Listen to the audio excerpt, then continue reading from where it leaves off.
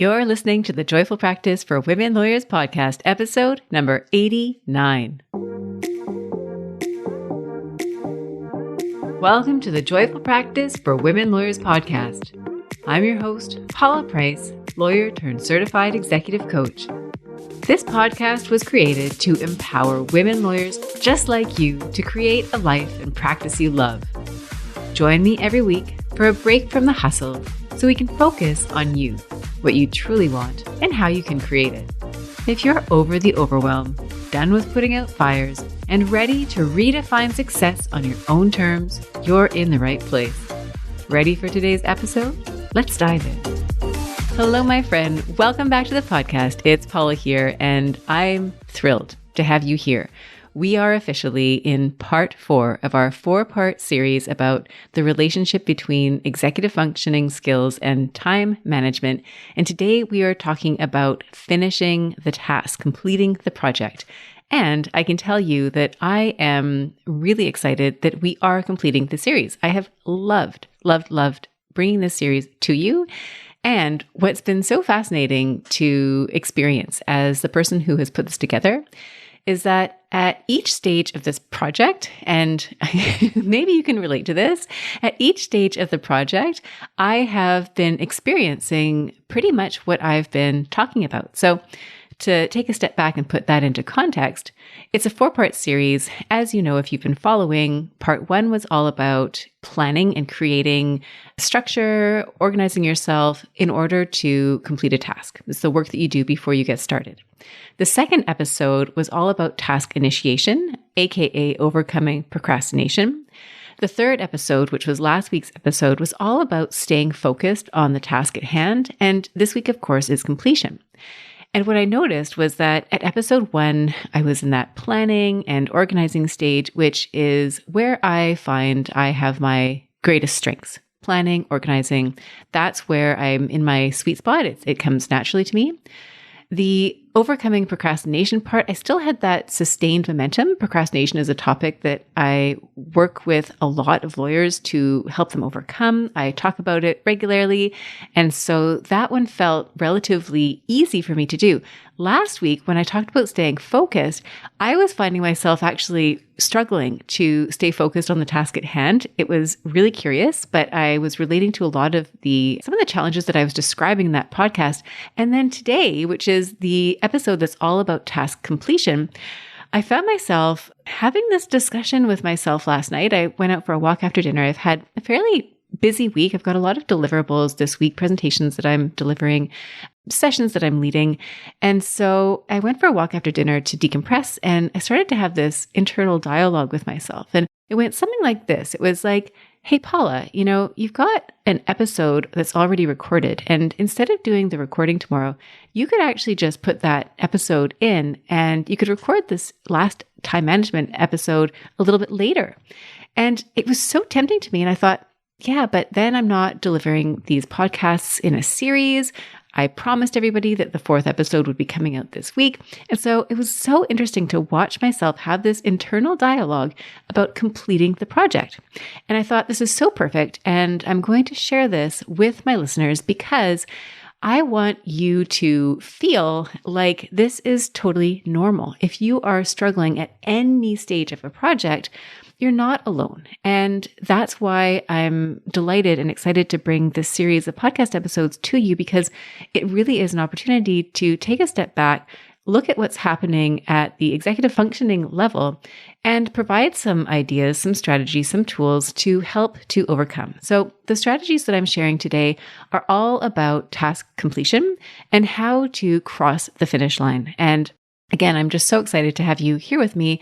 And if you haven't listened to the previous episodes and you enjoy this episode, I encourage you to go back and have a listen. I think each one of them tackles a different stage of project completion. And so you may find that there's an area where you're very strong and other areas where you find you're not as strong. And so it can really help you learn how to leverage your strengths and build up your relative weaknesses. So today we are talking, of course, about task completion. And the reason this is a problem, as I've just described, it can come up even if the work that you're doing is work that you love. It may be a challenge to finish the project. You may find that you make a plan, you get started, you manage to stay focused, but then you get discouraged or sidetracked, or you get bored and you give up before you actually finish the task.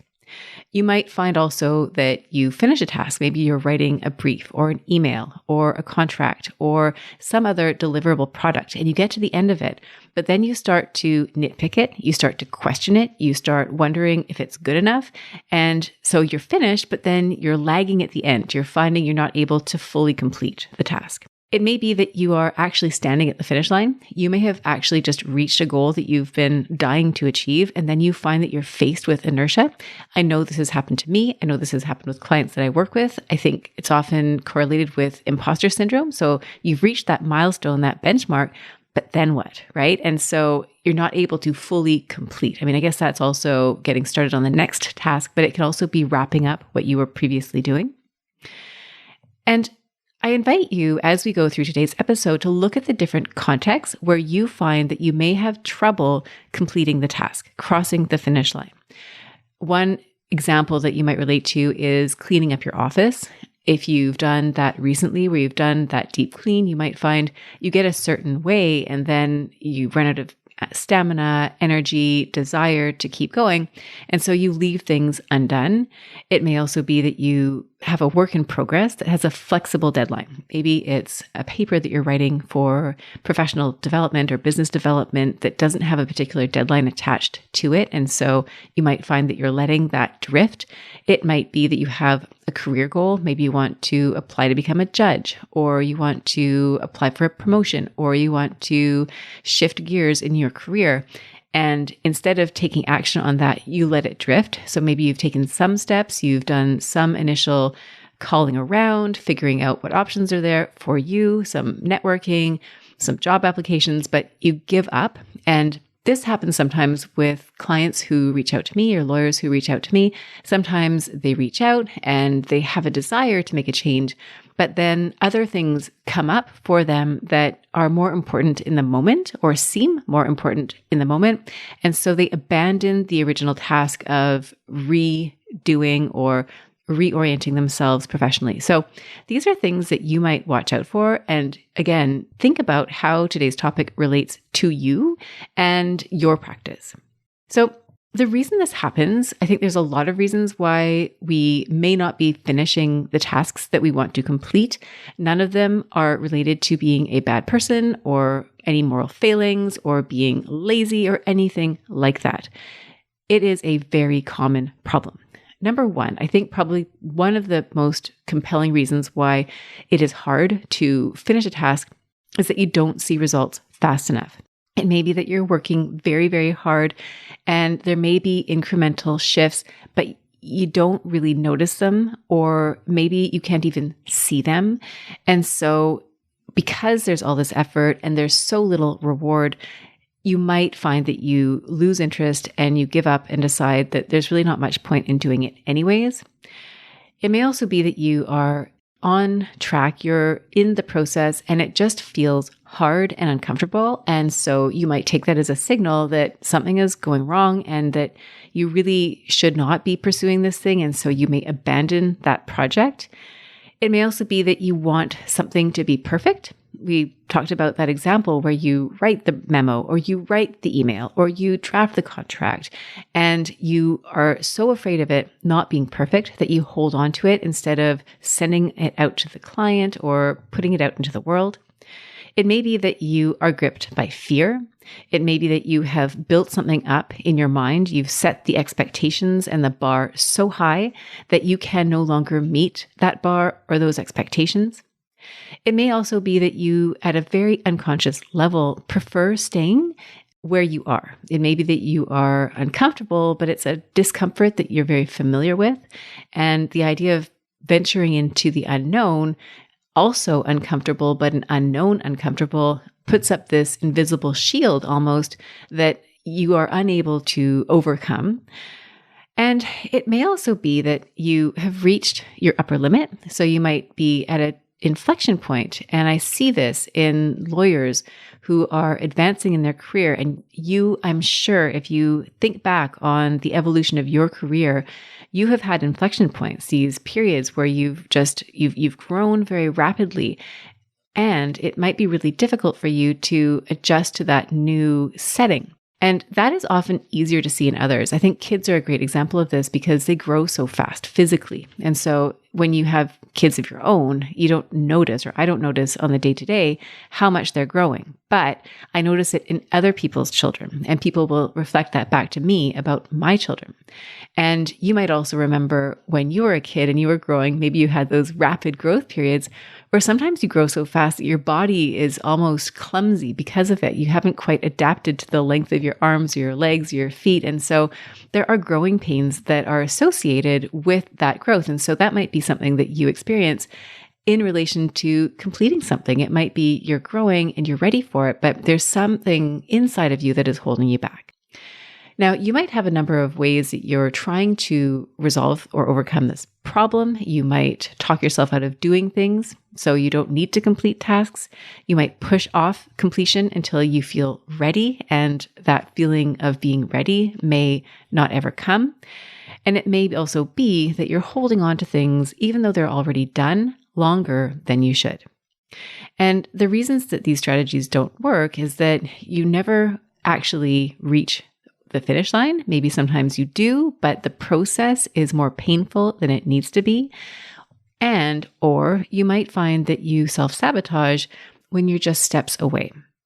So what you can create, if this is a pattern that you can relate to, is that you get really close, but you don't complete the task. You may find that you feel like you're always chasing the finish line, that there's always this goal, this milestone that is ahead of you, and you're never quite there.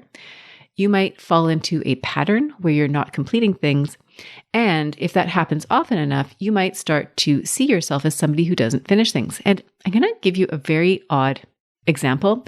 When I was younger, I read a magazine. I think it was probably something like 17 magazine. And they did this survey of eyebrows, or this page on eyebrows.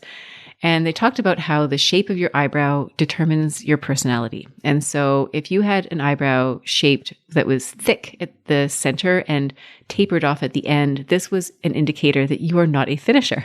And that is the shape of my eyebrow. So I've kind of gone through life wondering if I'm not a finisher. And I know it sounds really silly, but the idea there is embodying or adopting a label for yourself. And so if you adopt a label for yourself that is somebody who does not finish things, you may find at an unconscious level that you become a person who doesn't finish things. So if you can relate to that, not necessarily the eyebrows, but this idea that you don't see yourself as someone who completes things, you can shift that. And that will actually help you to become more of a finisher. So I mentioned earlier, in terms of some examples with recording today's podcast episode, this is the final episode in this series. And I did have some struggle around that, completing the series. And I'll talk more about that in relation to the strategies that I offer. But even something that I love to do can be hard to finish. For you, it might be a project that you're working on that you are struggling to complete. Maybe you complete the project, but then there's some wrap-up work that you're not doing, like sending the bill in a timely way.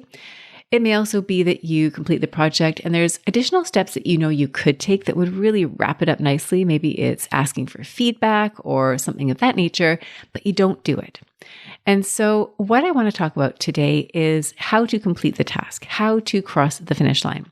And we are going to talk about it once again in relation to your executive functioning skills. I'm going to talk about 4 of them: goal-directed persistence, flexibility, stress tolerance, and time management.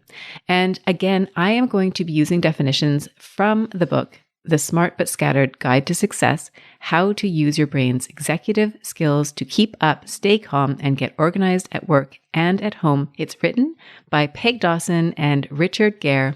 I've referred to it in each of these episodes relating to executive functioning. I think it's an excellent book. I keep on singing its praises. It breaks down executive functioning skills into digestible definitions. It offers examples and strategies. And so if this topic resonates with you and you want to dive deeper, I highly recommend buying that book. It is such a wealth of information, and I just really love how it's set up. So starting with goal-directed persistence, I think this is one of the most powerful executive functions. The reason that I say that is because as I've been preparing today, especially, I've been thinking about it. And I mentioned earlier that one of my strengths, I think, from the executive functioning standpoint is that I really do like to plan and organize and prioritize and schedule. That's something that I do. It comes naturally, and it really does help me stay on track. I think another skill that I have, and I think actually my whole family has this skill, is goal-directed persistence. And my lovely mother used to say to me, usually it was in the summer, I used to have to go and get summer jobs, and I found that to be the most demoralizing process ever. If you have ever been a teenager roaming the streets with your CV, dressed up in whatever fancy clothes you can find, desperate for a job for 2 months in the summer, and everybody's saying no, no, no. And, I used to get really discouraged. And my mother would say, well, Paula, you only need one job, which was really nice of her to say. And then she would also say, persistent people begin their success where others end in failure. And I'll repeat that. Persistent people begin their success where others end in failure. And that mantra has served me well, especially in those moments that have felt like failure, because it really helps you turn it around. And it creates kind of a nice visual too, right? You can see the masses of people that stop at one point. And if you just go that extra mile, you can find that success. Now, I also wanted to give a shout out to my husband, because my husband also, I think, has a very, very highly developed ability to achieve the goals that he sets. And the example that comes to mind, and maybe you can relate to this as well, is that we have had a string of broken appliances in our household over the past, I want to say, year, which feels very close together. First, it was the washing machine and the dryer. Then it was our refrigerator. And then most recently, it was our dishwasher. Now, I don't deal with the appliances in my house. I violate every single executive function strategy that I've shared in this podcast series. I don't plan for them. I do not organize around them. I procrastinate on anything that has to do with their repair. I certainly don't focus on them. And so my wonderful, beloved husband, God bless him, takes on the task of dealing with these broken appliances. And if you've had appliances break on you, then you may have had similar experiences to what we had, which is that slow lead up to the final death of the appliance. So you can see it coming from miles away. But largely due to my own procrastination, we tend not to do too much about it until the moment where it just needs to be replaced. And as a family of 4, we need clean socks, we need clean dishes, we need food in the fridge. So you can imagine that there's often an urgency or a tight turnaround to get the new appliance in and the old one out. And most recently it was the dishwasher. I mentioned this, and my husband went out and he bought a dishwasher, brought it home, and he couldn't actually find people to help with the installation. There was, I don't know, a backlog or whatever. And so he actually installed the dishwasher himself. And God bless him, he actually did it at night. We sort of had our day. He brought it in using a dolly that we have left over from our initial move into the house. And then he did all the things necessary, and he basically did it overnight. I don't know how he did it. And I'm convinced that his ability to effectively install this dishwasher, it had nothing to do with all the steps that we talked about, the leading up steps, and everything to do with the fact that he was so determined to get that dishwasher installed that no matter what happened, he was going to get it done. So these are my very unscientific examples of persistence and goal-directed persistence, but I say them to highlight that these are skills that you may already have. And I'm guessing that you, as a listener, have a mountain of accolades and accomplishments and recognitions and achievements to your name, and that you have a very highly developed skill of goal-directed persistence. And the beauty of recognizing this skill is that you can use it to get things done and to leverage and to compensate for other executive skills that may not be as developed or as strong for you. So, what is goal-directed persistence? It is defined in this book I just mentioned as the capacity to have a goal, follow through to the completion of the goal, and not be put off by or distracted by competing interests. Tend to be future-focused and determined to meet their goals come hell or high water. Yes, come hell or high water, my husband was going to put that dishwasher in our house. So I invite you to consider how this executive functioning skill relates to other executive functioning skills that we've talked about in this podcast. So working memory, right? You want to be able to keep your goal in mind. Planning and prioritization is required sometimes, often, maybe not in the case of the dishwasher, but for a lot of goals, it is required to decide what steps are required and make sure that they are implemented. Taking the first step, aka task initiation, you may have the plan and now you need to get started on taking active steps toward the goal. Managing your negative emotions. So that was that emotional regulation component. That is a huge component that must not be overlooked. So that's your ability to deal with the stress, the boredom, the fear, the frustration, to do what needs to be done to put your long-term goal ahead of the feelings of short-term discomfort. It also requires flexibility. We'll talk a little bit about that today, which means being able to redesign your plan when obstacles show up, and obstacles will show up, and then sticking to the plan. So that was what we talked about last time, that focus, dealing with response, inhibition, and sustained attention. So some strategies to help with goal-directed persistence. I've got a few ideas here. Number one is to set a clear goal. It's so much easier for you to be persistent toward the achievement of something when you know exactly what it is that you're working toward. You can make it measurable. You can make it specific. Some people use SMART goals. I recommend GREAT goals. It's a framework that I've created, which is similar to a SMART goal, but I've added a few extra components to that. You can go back to episode 6 of this podcast. There's also a free download that gives you a framework for creating a great goal. The idea here is to set a clear goal. That way you know what you're working toward and you know when you have achieved it.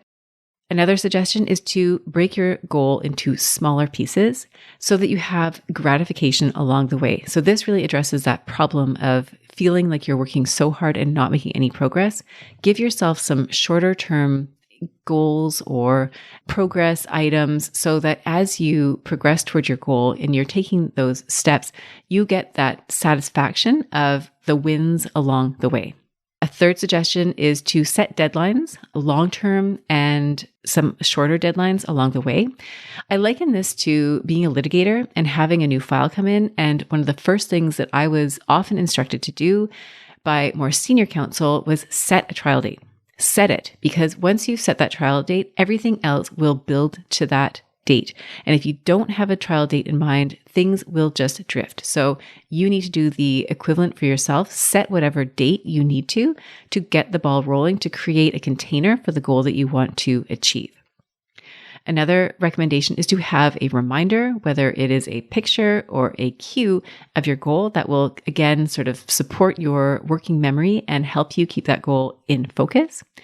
And then finally, once you've made your plan, stick to some part of your plan. You may find that you set a plan and you're not able to do it to the fullest. You're not able to complete everything 100% as you wish that you could. And so the suggestion here is just to do whatever part of it you can. So do 80% if that's what you can do. What you want to be doing is having forward momentum. Even if it's not the full forward momentum that you would love to have some.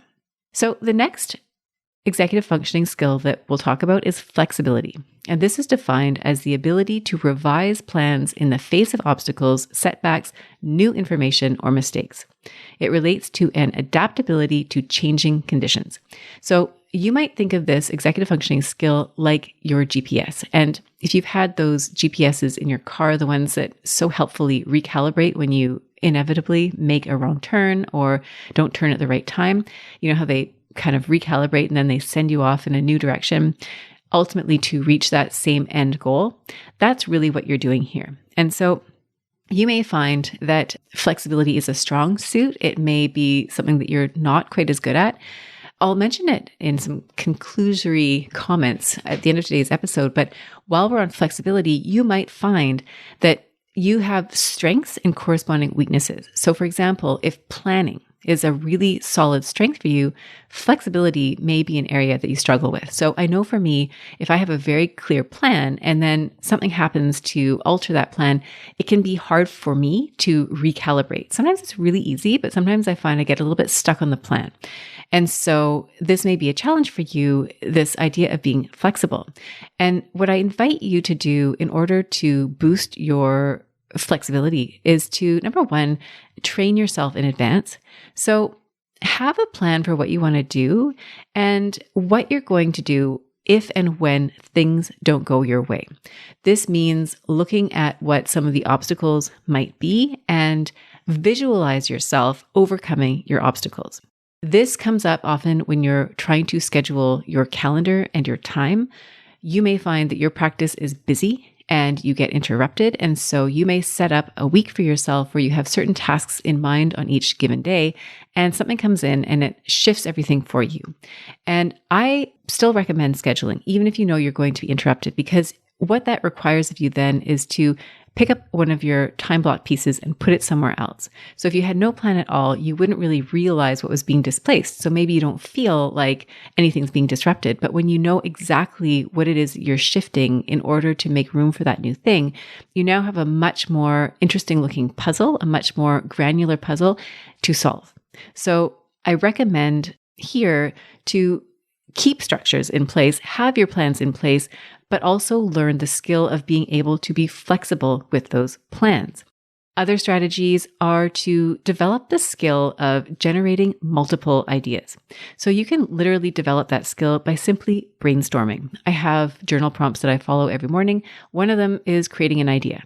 That's it. And so it's helping me get into the practice of generating ideas. So this might be helpful for you. When you sit down, just practice problem solving. It builds that muscle for you. And then finally, I think what's really important when it comes to flexibility is to be able to step back and look at the greater objective. What is the goal that you are trying to reach? Because sometimes, and this happens to me, you might get stuck in the plan because of some aspect of the plan. But when you step back and realize what is the purpose of the goal, you might realize that there's a completely different avenue to get to that same place. So those are the suggestions for flexibility. The third executive function that we're going to talk about today is stress tolerance. And this is the ability to thrive in stressful situations and to cope with uncertainty, change, and performance demands. So this happens a lot in a busy legal practice. I remember one year I was in a litigation department at my former firm where the leader would take us out for a Christmas lunch and deliver the most beautiful speeches to celebrate year end. Lovely way, by the way, to complete a year. And one year, it was just a particularly busy year, and he drew the analogy of an airplane going through turbulence. That's what it was like for us as a collective, everybody in that department, lawyers, support workers, paralegals, legal assistants, everybody. That was the year for us. And he likened us to an airplane that had this high ability to tolerate the stress that was put on us in this time of turbulence. And so this is a skill. This stress tolerance is actually an executive functioning skill that you have, that you can develop, and it may be very strong for you. You might find that you're one of those people that thrives in an environment where there is chaos and there are last minute disruptions. That might be an indication that this is something that is really strong for you. Or you might find that you're easily thrown off by stress and deadlines and chaos, in which case this might be an area where you have some work that you could do. So what I recommend here is to train yourself to manage stress, to anticipate there's going to be stressful situations. Get the support that you need. That can look like many things. It can be support at your workplace in terms of the lawyers and the support staff who are there to help you out. It may be outside of the office. It might be a counselor that you see. It might be a coach that you see. It might be a family member that supports you. But anticipate that the stress is going to be there and think of the ways that you can support yourself as you go through those challenging periods. I would also invite you to learn how to cope with the feelings of stress, especially if your goals push you outside of your comfort zones. So again, that's going back to emotional regulation. If you find that there are goals that you're avoiding because of the feelings, you may find that there are ways for you to better manage your feelings and better tolerate that stress. Now, I've talked about some challenges in previous episodes. I'm going to refer you to those if this is a topic that is of interest to you. The first is the episode that I did about fear. I think it's episode number 4 or number 5. I've also done an episode about perfectionism. I think that can often hold us back, and often it is associated with a fear of not meeting the expectations that we have set for ourselves. And then finally, I have an episode, it's called How to Thrive Under Pressure. And in that episode, I go into more detail about how to deal with difficult and stressful situations specifically. And I talk about Kelly McGonigal and her concept of stress mindset, which I think is very useful for anybody who experiences stress ever in their life, which is pretty much everybody. So everybody ever born on earth. So those are some episodes that might help you. We will link to those in the show notes that are featured along with this episode. So that really is the crux of it, is to anticipate a stressful situation and to develop a plan to deal with that stress. Now, the next executive functioning skill that we are going to talk about is time management. And it's interesting, I think, that I've left this skill to the last, even though this series really is about saving time. And time management is defined as the capacity to estimate how much time one has, how to allocate it, and how to stay within the time limits and deadlines. It also involves a sense that time is important. Now, I find it interesting that I put this one last because of all the different executive functions that we talked about. Yes, I think it's important, but it is a part of a whole team of executive functioning skills that all work together in order to help you stay organized and save time and reach your goals. Now, time management, interestingly, it invokes that idea of estimating time, following the schedule. These are learnable skills, and yet they are also really challenging skills, especially for lawyers. I know when I used to practice and I'd need to give estimates on files, right? A client would ask for a litigation budget, and so I would have to guesstimate all the different steps in the litigation file, and usually that estimate was a broad range because you didn't know going into it at the beginning of a file how long it would take to do document production, because you would not know in advance how many documents were going to be produced. When you do a research memo, you might find you're not able to estimate how long it's going to take you because you actually don't know what you're going to find until you start looking.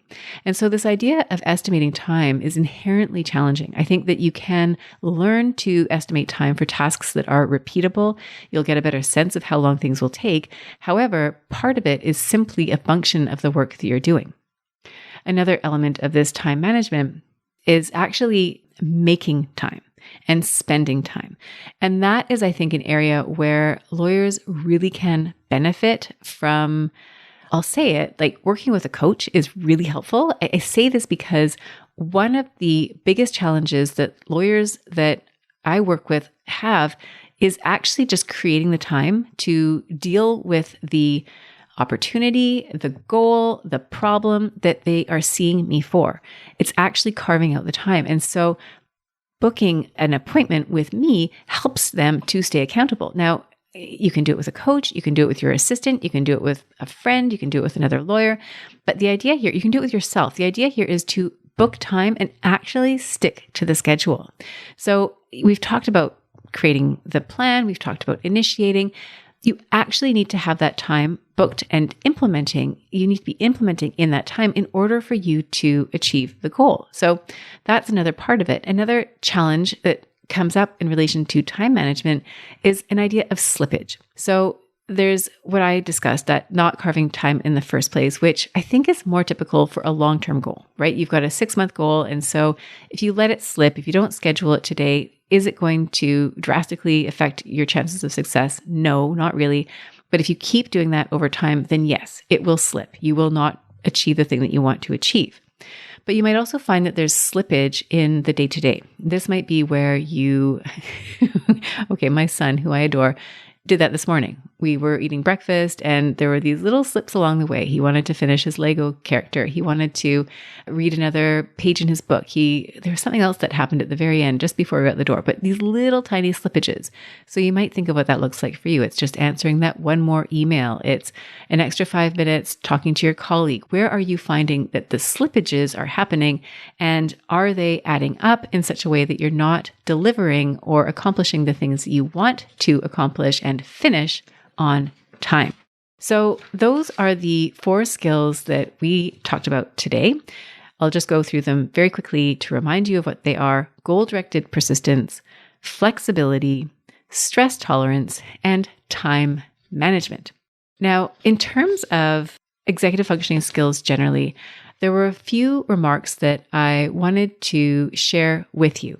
As you build your practice, your time management is going to evolve.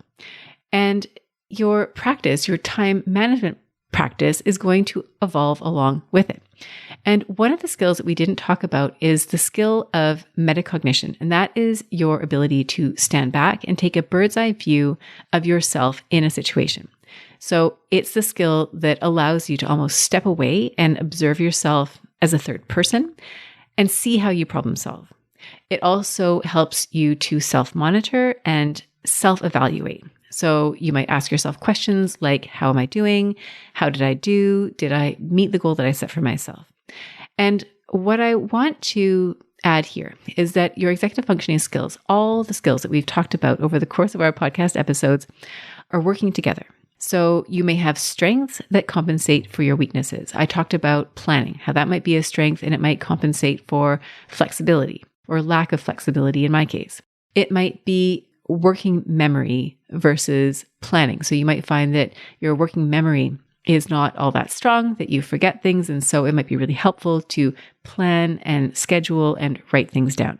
It might be that you have a relatively weak sense of emotional regulation. It might be that you find that you're susceptible to becoming dysregulated. And so you might find that you use your planning skills to structure your work and your life in a way that things that would trigger you, that would really bother you, upset you, or lead you down that road to dysregulation, that you can solve for those ahead of time to minimize them happening.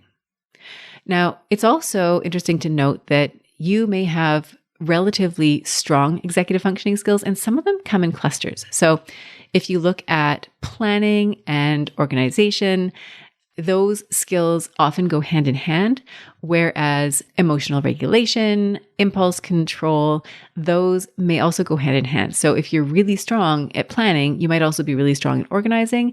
And conversely, if you're really weak at emotional regulation, you might find that you're also really weak at response inhibition. So it's just interesting to think about how all these different functions relate to each other, how you can use your stronger executive functioning skills to leverage your weaker ones, where you might seek external support, where you have weaknesses, where you might increase your fluency and your proficiency where you're already strong.